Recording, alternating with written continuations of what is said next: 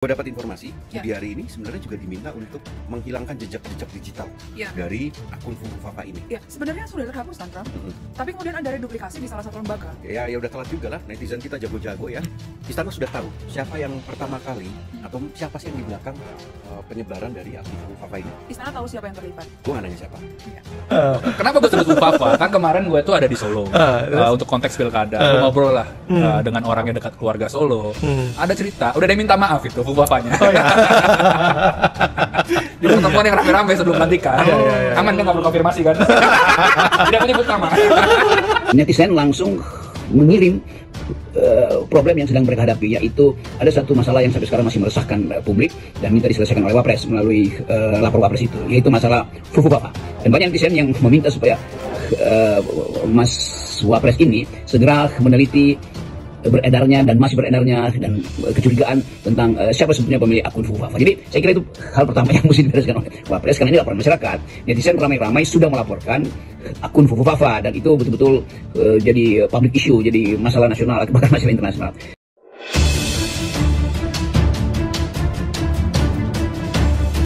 Assalamualaikum warahmatullahi wabarakatuh. Halo pemirsa, selamat datang kembali di channel ini. Bagaimana kabar pemirsa sekalian? Saya doakan semoga sehat selalu dan salam akal sehat. Pemirsa, sepertinya misteri tentang siapa pemilik akun Fufu Fafa mulai menunjukkan benang merahnya.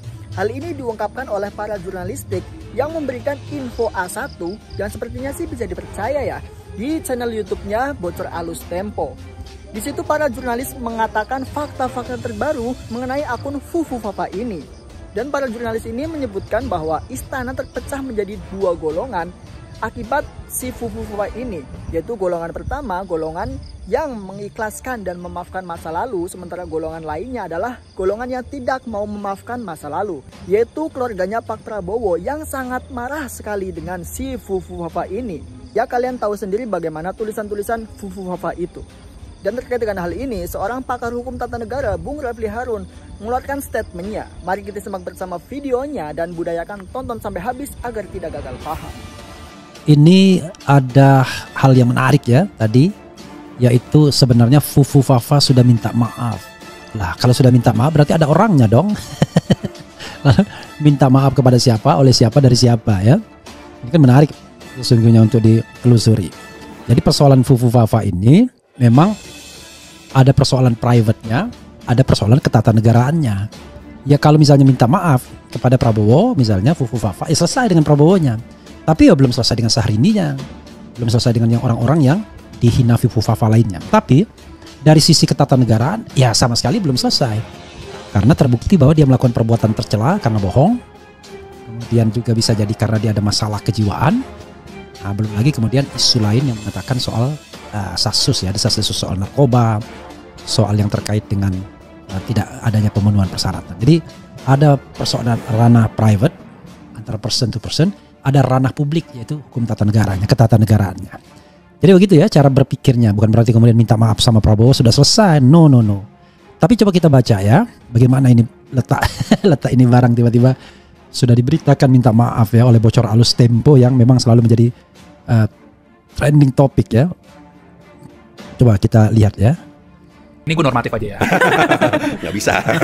Yang gue dengar setelah muncul kehebohan Fufu Fafa ini, di internalnya Prabowo itu bergejolak juga tuh. Mereka banyak yang marah. Betul Pram. Gimana Pram? Terbagi dua kelompok itu. Nah, gimana Cak? Dua kelompok ini adalah kelompok yang mengampuni masa lalu dan kelompok yang mempermasalahkan masa lalu. Oke, ini kan Fufu Fafa ini kan akun di Kaskus ya yang menyerang Prabowo ya. Iya, dan itu betul. Akun ada di 2016 sampai 2019 ya. Iya. Setelah itu nggak aktif lagi. Iya, memang ada sebagian kelompok yang mencurigai dan sampai mencari tahu keaslian akun ini gitu. Dan yang gue dengar dari orang-orang yang ada di sekitar Prabowo juga Jokowi ini sampai mengundang BSSN untuk mempertanyakan keaslian akun ini gitu. Dan seseorang yang berbicara kepada Jokowi atau ngobrol dengan Jokowi itu memang akun ini kemudian membuat istana itu mikir lama gitu, berpikir panjang. Pusing pusing tujuh keliling. Ya iyalah, kita udah dibikin pusing, gantian dia yang pusing. terus gimana? Ya gantian lo lah Pram. Kan lo juga punya info. Gini, aku tambahin. Jadi sempatlah ditanyain kepada yang punya akun, bener gak sih nih akun lu gitu. Betul. Tapi si yang punya membantah. Ya. Ini yang nanya siapa? Adalah lewat salah satu ajudannya yang Ono begitu kan. Setelah ditanya bantah begitu ya. Tapi ditanya lagi tuh ke adiknya. Adiknya mengakui itu punya si kakak, begitu. Abangnya, tapi jarak waktunya agak lama. Nah, karena ada bantahan ini membuat semua runyam di sini kan? Iya, tidak secepatnya memitigasi. Iya, tidak secepatnya memitigasi karena bukan akun itu makanya nggak manggil BSSN dan segala macam gitu. Nah, di samping itu setelah mengakui, nah di pihaknya Hambalam ini Prabowo begitu kan. Ini sebetulnya yang marah sekali adalah keluarganya. Keluarganya Prabowo Subianto. Kenapa ya? Karena kan menyinggung banyak hal di situ yang bisa dicek sudah dibongkar kan sama netizen begitu. Nah, dan banyak yang nggak proper juga ya. Di situ ya, orientasi seksual segala dipersoalkan gitu loh. Iya, nggak substansial, nggak pantas gitu.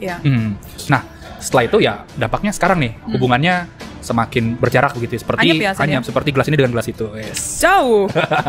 Hubungannya apa? Ada retak juga tuh. Gibran itu kalau kita ngobrol sama beberapa petinggi di Kim maupun yang di istana juga, sekarang sudah jarang dilibatkan untuk membicarakan pemerintahan Prabowo dan Gibran ke depannya begitu. Termasuk soal nomenklatur kabinet maupun orang-orang yang mengisi di kabinetnya Prabowo nanti. Dulu kan sempat dibahas juga ya bahwa nanti di pemerintahan selanjutnya itu ada istilah jatah menteri jalur wapres. Nah, tapi belakangan udah nggak ada lagi tuh jatah menteri jalur wapres. Yang ada wamen, dan jumlahnya pun semakin sedikit. Dulu kan ada yang bilang 3 menteri, 4 menteri begitu kan. Sekarang semakin sedikit. Nah, di wamennya ini masih ada perebutan nih, wamen basah yang akan diganti jadi apa namanya badan gitu ya.